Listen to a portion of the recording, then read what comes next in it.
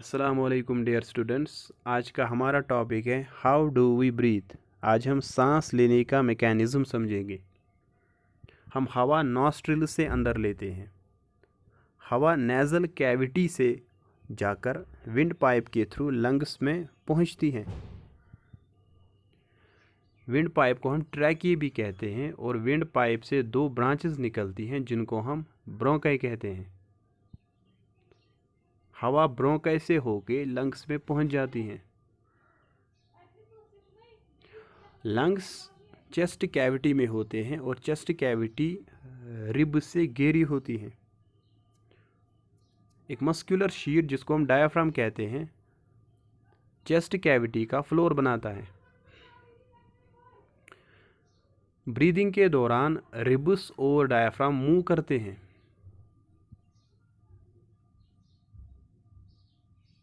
अब हम एक मॉडल देखते हैं जिससे हमें ब्रीदिंग का मैकेनिज़्म अच्छे से समझ में आएगा।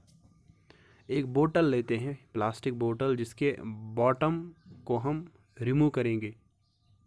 हम दो बैलून्स, एक रबर शीट, एक प्लास्टिक कॉक और एक वाई शेप्ड ट्यूब लेंगे और इसको हम कुछ इस तरह से सेटअप करेंगे। अब ये मॉडल तैयार है। देखिए ये है ब्रीदिंग मॉडल।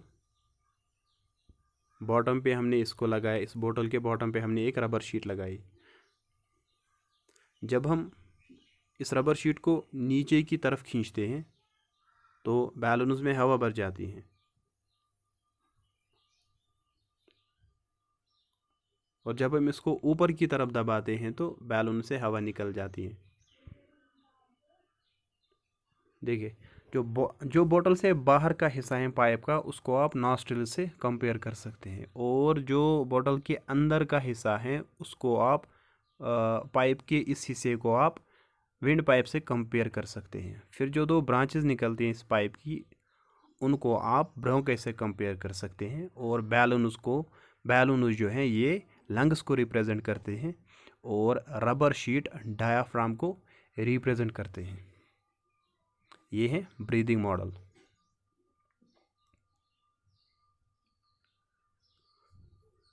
देखिए बैलून्स लंग्स को रिप्रेजेंट करते हैं और रबर शीट डायाफ्राम को रिप्रेजेंट करते हैं और बोतल जो है वो, देखिए यहाँ पे जब हम इसको नीचे की तरफ रबर शीट को खींचते हैं तो बोतल में जो स्पेस है वो बढ़ जाती है और हवा बैलून्स में बढ़ जाती है।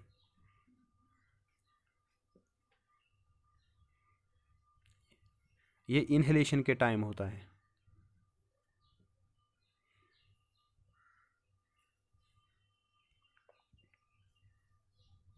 देखिए जब हम इसको खींचते हैं, पुल करते हैं, तो बोतल में जो स्पेस है वो बढ़ जाती है, जिसके नतीजे में प्रेशर कम होता है और बाहर का हवा बोतल के अंदर जाता है। देखिए यहाँ पे ये है ये देखिए जैसे हम रबर शीट को नीचे की तरफ पुल करते हैं, ठीक इसी तरह डायाफ्राम भी नीचे की तरफ जाता है। कब? जब हम हवा को इनहेल करते हैं, यानी कि जब हम नेज़ल कैविटी से हवा को अंदर लेते हैं तो उस डायाफ्राम नीचे की तरफ जाता है और रिब्स जो हैं वो बाहर और ऊपर की तरफ जाती हैं। रिब्स बाहर और ऊपर की तरफ जाती हैं, डायाफ्राम नीचे की तरफ जाता है, जिससे चेस्ट कैविटी में स्पेस बढ़ जाती है और हवा लंग्स में भर जाती है। जब हम रबर शीट को ऊपर की तरफ दबाते हैं तो बोतल में स्पेस कम हो जाती है, साइज़ कम हो जाता है। और ठीक इसी तरह जब डायाफ्राम ऊपर की तरफ जाता है तो लंग्स में जो स्पेस होती है वो कम हो जाती है और हवा लंग्स से बाहर निकलती है। देखिए एक्सलेशन के दौरान क्या होता है, डायाफ्राम ऊपर की तरफ जाता है और रिब्स नीचे और अंदर की तरफ जाता है। चेस्ट कैविटी में जो चेस्ट कैविटी का जो साइज़ है वो कम हो जाता है और हवा लंग से बाहर निकलती है। यह है इन्हेलेशन। इन्हेलेशन में डायाफ्राम नीचे जाता है, एक्सहेलेशन में डायाफ्राम ऊपर जाता है। इसके अलावा रिब्स इन्हेलेशन में बाहर और ऊपर जाती हैं और एक्सहेलेशन के दौरान रिब्स अंदर और नीचे जाते हैं। तो एक्सहेलेशन के दौरान चेस्ट कैविटी का साइज़ कम हो जाता है।